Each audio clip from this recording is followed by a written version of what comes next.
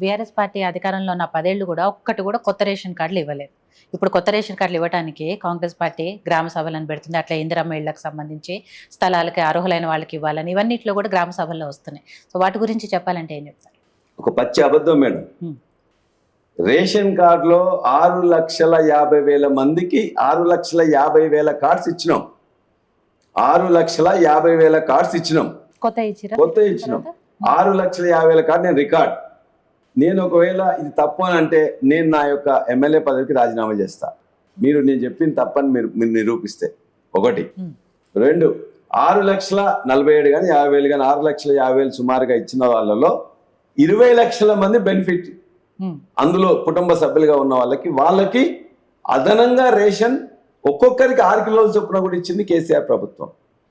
అది ఇవ్వడమే కాకుండా ఆనాడు గ్రామాల్లో 50,000 లిమిట్ ఉంటే, పట్టణాల్లో 60,000 లిమిట్ ఉంటే, దాన్ని మొత్తం కూడా 60,000 నుంచి 75,000 లిమిట్ ఉన్నట్లయితే దాన్ని 1,00,000 వరకు తీసుకొచ్చినాం.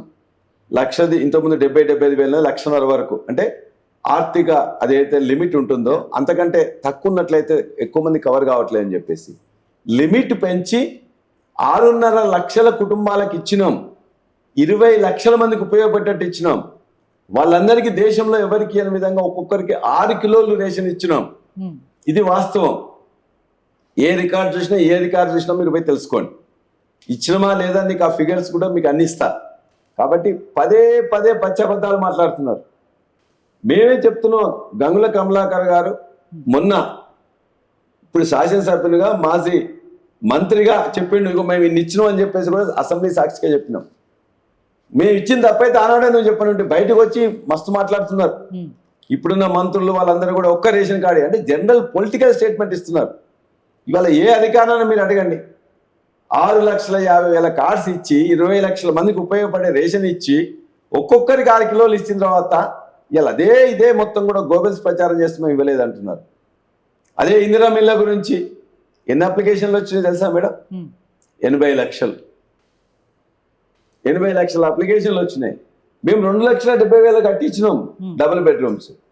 కొన్ని మేము ఇవ్వలేకపోయినాం. వాటినే కదా ఇవ్వాలి. మొత్తం కూడా హైదరాబాద్ సిటీ పక్కన ఒక్కోటి 30, 40, 50 లక్షలు విలువ చేసేటి ఇవాళ కొత్తూరులో కావచ్చు, గట్కేసర్లో కావచ్చు, మెడ్చెల్లో కావచ్చు, ఎల్బీనగర్లో కావచ్చు, నాగోల్లో కావచ్చు. అవన్నీ మీరు కంప్లీట్ చేసి ఇవ్వలేకపోయారు కదా? కంప్లీట్ చేసి లాస్ట్కి ఇచ్చేటప్పుడు ఎలక్షన్ల ముందు ఎందుకని చెప్పేసి అప్పటికి ఇవ్వలేదు.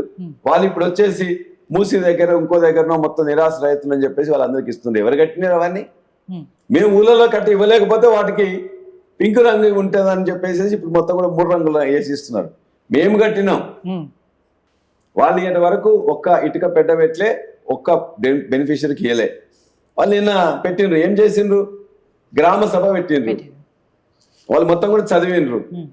ఒక ఊర్లో 300 ఉంటే ఆ 300 మందిలో 200 మంది పేర్లు చదివిండ్రు. ఎంతమందికి ఇస్తారు? వాళ్ళే చెప్తున్నారు 80 లక్షల అప్లికేషన్లు వచ్చినాయి. మేము కంప్యూటర్ ద్వారా 360 డిగ్రీస్ ద్వారా ఏదో చేసినాం, ఏఐ అప్లై చేసినాం. అందువల్ల అందులో 18 లక్షల మంది అర్హులని తేలింది. ఆ 18 లక్షలలో ఇలా పావులొంతు అంటే 25% అంటే 4.5 లక్షలకి ఇప్పుడు ఇస్తాం. 4.5 లక్షల మంది 80 లక్షల అప్లికేషన్లు వస్తే అప్లికేషన్లన్నీ బుట్ట దాఖలు చేసి రెండోసారి మళ్ళా కులగణన అని చెప్పేసి అందులో అప్లికేషన్ తీసుకొని అది కూడా మొత్తం కూడా మళ్ళీ బుట్ట దాఖలు చేసి ఇవాళ మొత్తం గ్రామ సభ పెట్టి మళ్ళీ అప్లికేషన్లు ఇవ్వమని చెప్పి తీసుకుంటుంది. అంటే ఎన్నిసార్లు అప్లికేషన్లు ఇవ్వాలి? ఈ 14 నెలల్లో 3 సార్లు ఇప్పటికీ అప్లికేషన్లు ఇచ్చిండ్రు. అప్లికేషన్ సరిపోవా? మళ్ళీ ఇప్పుడు అప్లికేషన్ నిన్న మొత్తం కూడా మీ గ్రామాల్లో చూస్తే ప్రతి గ్రామం ఒక రణరంగం. గ్రామ సభ కాదు, అది రభస. గ్రామ సభ కాదు, గ్రామ రభస. ఆ గ్రామ సభల్లో ప్రతి వ్యక్తి నాకు రేషన్ కార్డు రాలేదనో, నాకు ఇల్లు రాలేదనో, నాకు రైతు భరోసా, సూర్యాపేటకు సంబంధించిన ఒక ఆమె 2 ఎకరాలు నాకున్నది, 33 గుంటలు నాది ఇల్లు అని చెప్పేసి శాటిలైట్ ఏదో విమానంలో చేసిందట.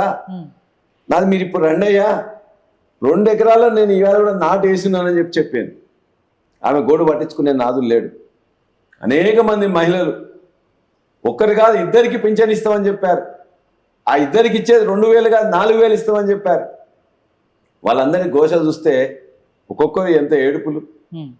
మొత్తం కొట్లాటలు, ఒక రభస, అవి గ్రామ సభలు పెట్టి వాళ్ళందరూ కూడా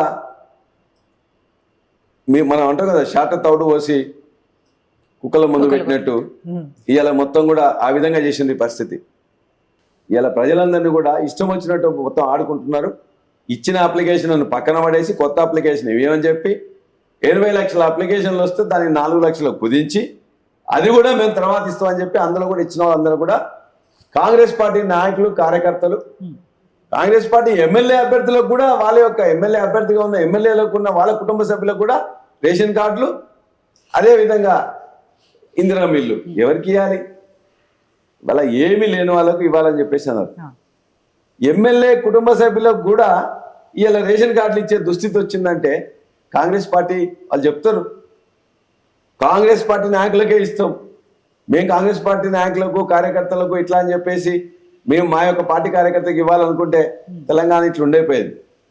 మేము మా నాయకులకు, కార్యకర్తలకు ఇచ్చుకోలే. ఇవాళ కళ్యాణ లక్ష్మి ఇస్తే అందరికి ఇచ్చినాం, కేసీఆర్ కిట్ ఇస్తే అందరికి ఇచ్చినాం, గొర్రెల పథకం ఇస్తే అందరికి ఇచ్చినాం, పింఛన్ ఇస్తే అందరికి ఇచ్చినాం. అంతే తప్ప ఏ పథకాన్ని తీసుకొచ్చినా అందరికి ఇచ్చినాం. కానీ ఇట్లా పార్టీల వేసిగా చూడలే, కులాల వేసిగా చూడలే, మతాల వేసి చూడలే. పేదరికం గీటురాయిగా లబ్ధిదారుని ఎంపిక చేసినాం తప్ప ఇవాళ మొత్తం కూడా కాంగ్రెస్ పార్టీ వాళ్ళకి సంబంధించిన వాళ్ళకి ఇవాళ లంచాలు తీసుకొని వాళ్ళకి ఇస్తున్నారు తప్ప మిగతా వాళ్ళకి వాళ్ళు ఇవ్వరు, వాళ్ళ చేత కాదు.